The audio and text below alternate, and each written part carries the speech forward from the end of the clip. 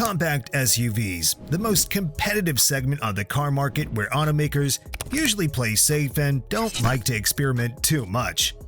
Unless it's about Kia and its Sportage, which surprises us with every new generation.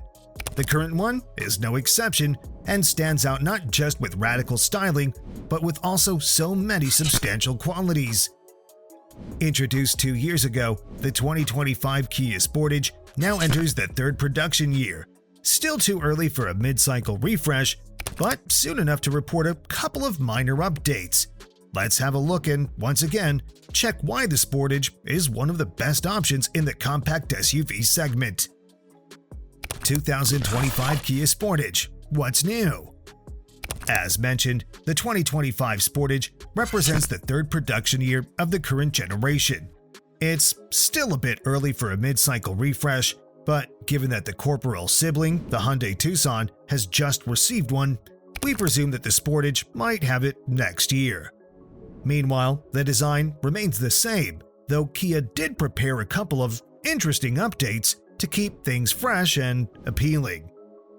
When we talk about changes, one of the few worth mentioning is the styling update on the X-Line and X Pro trims.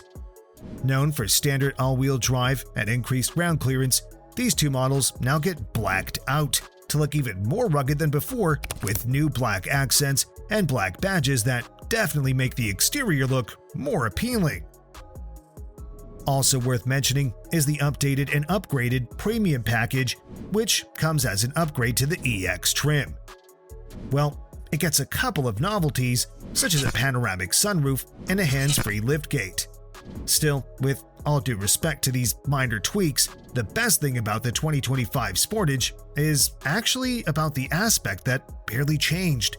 We're talking about the pricing, as the new model comes with the same starting price as the 2024 model, while just a few versions come with a minor $100 increase, which is a fantastic thing in these days of inflation and ever-growing car prices. As for the rest of the SUV, things remain largely unchanged, but that doesn't mean we're done with this video.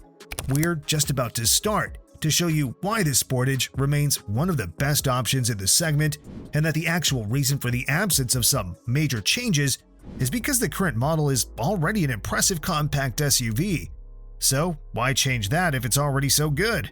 If it ain't broke, don't fix it. Buckle up, we take a 2025 Kia Sportage ride. Kia Sportage, so many things to like. With the arrival of the current generation, it seems like Kia has finally managed to make an SUV without any major weak points. Yes, there is that unconventional futuristic styling with the most unique front-end design in the segment, but although polarizing, it's so powerful that those buyers who like this styling approach get drawn to the dealership so easily. After all, that's the reason why the Sportage still feels like it arrived yesterday, not 3 years ago. But if we put the front-end design thing aside, there's nothing untypical with the Sportage. Its overall design is actually pretty conventional and checks all the boxes for this segment, offering an attractive but, more importantly, practical package. Underneath this fancy exterior, things are actually pretty conventional, with the suspension setup that's perfectly aligned with the segment standards. Compact and practical McPherson struts at the front, along with the multi-link suspension at the rear end, it's a combo that you'll find in most compact SUVs, so the actual ride quality is exactly what you'd expect from an SUV of this size. The Sportage is competent, though not especially engaging to drive. We like the steering, precise and well-weighted enough, while the brakes are good enough. Overall, the Sportage is soft enough to ensure a comfortable ride, but firm and balanced enough to ensure the desired level of safety and a bit of driving engagement. Some would call it a sweet spot. Interior design. Excellence. As we've just mentioned, this is by far the most complete generation of Sportage, and the cabin design is certainly one of the key reasons. The days of gray, uninspiring interiors are long gone, and Kia now features one of the nicest cabins in the segment, with higher trim levels that can easily be mistaken for something with a premium badge. Simply, the Sportage is luxurious. Just take one look at the dashboard design. Yes, the massive screens dominate, but everything around them is executed in such a nice way. Attractive two-color schemes, a center console with a fancy rotary shift knob, and gorgeous, though not exactly the most practical piano black plastic on the center console. Details are numerous, but the whole cabin is actually built from quality materials, and everything looks assembled very well.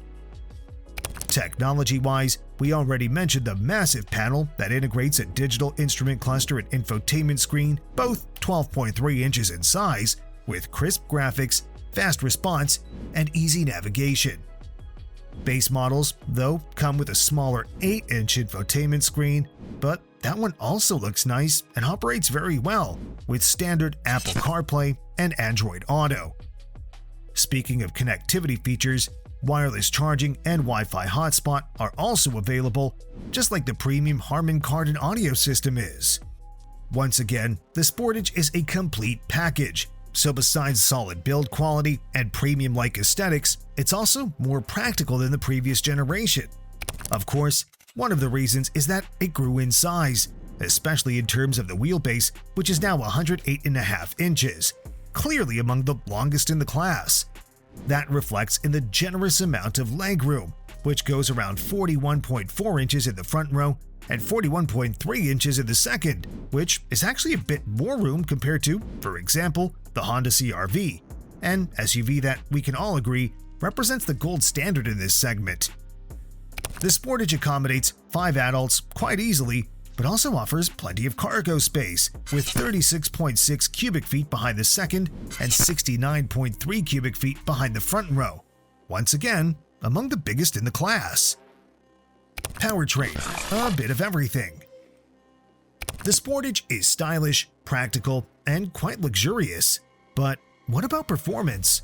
Well, the Sportage offers plenty of options to meet everyone's preferences. First and foremost, there's a classic gas-only version with a 2.5-liter inline-4 engine with 187 horsepower. Coupled with an 8-speed automatic, it needs about 9 seconds to hit 60. In other words, it's not particularly quick, but average drivers should be happy enough, especially if we consider that this should be the most reliable option. For those looking for peppier options, the Sportage has a couple more options on offer, starting from a classic self-charging hybrid based on a 1.6-liter Turbo 4 engine coupled with an electric motor with a combined output of 227 horsepower. But it's not just about the max output. The turbocharger, plus significant help from the electric motor, translates to plenty of low-end torque, which ensures significantly better driving dynamics. In numbers, that would be just 7.4 seconds to hit 60 miles per hour. Finally, there's the plug-in hybrid with a bigger battery, a more capable electric motor, and a combined output of 261 horsepower. 0 to 60 takes just 6.9 seconds, while the EV range of 34 miles means that future owners should be able to do most of their short-distance commuting on electricity alone. The plug-in hybrid is also the most fuel-efficient option with 84 mpg equivalent, but only until the battery drains out enough to disable the EV mode. Then, the best you can get is around 35 miles per gallon, which is lower compared to the simpler but more consistent self-charging hybrid, which can return up to 42 mpg city and 44 mpg highway with two-wheel drive in ideal conditions, of course. In real-world exploitation, the figures are still a little bit lower. As for the gas-only version, the manufacturer claims up to 25 mpg city and 32 mpg highway. Trim levels and pricing. Just established that the 2025 Kia Sportage is one of the best options on the compact SUV market, a genuine no-brainer. But it comes in so many variants that it's not easy to pick the right one just like that. Let's check the offer.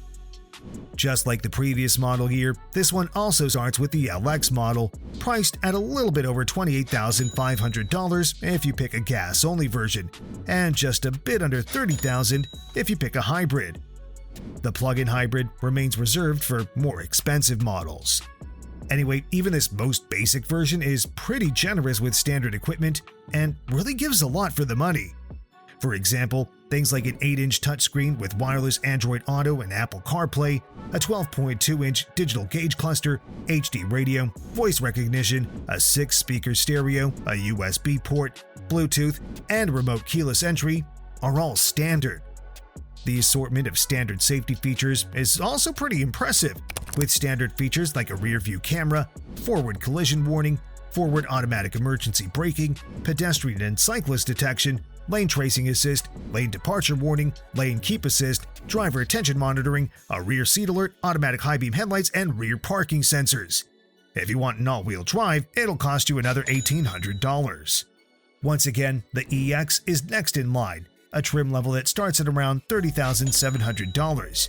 That one adds a couple of style and convenience features like 18-inch alloy wheels, synthetic leather upholstery, a power-adjustable driver's seat, heated front seats, and a leather-wrapped steering wheel, but probably the biggest upgrade is the addition of a bigger 12.3-inch touchscreen. Priced at $33,500, the X-Line turns the Sportage into a light off-roader with standard all-wheel drive, increased ground clearance, roof rails, and a couple of unique styling elements.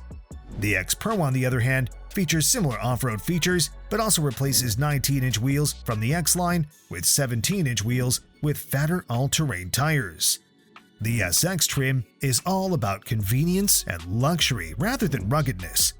It builds over the EX model and adds goodies like driver memory settings, an 8-speaker Harman Kardon stereo, LED lighting, a panoramic sunroof, a hands-free power liftgate, adaptive cruise control, and more. Finally, both SX and X Pro are available in the so-called Prestige version, which brings another round of luxury and convenience with goodies like an 8-way power-adjustable front passenger seat, ventilated front seats, reverse automatic emergency braking, a surround view camera system, a blind spot camera, and front parking sensors. Still, keep in mind that such a fully loaded Sportage isn't exactly the most affordable SUV around, as the model with a plug-in hybrid powertrain can go way over $45,000. Thanks for watching, and see you next time.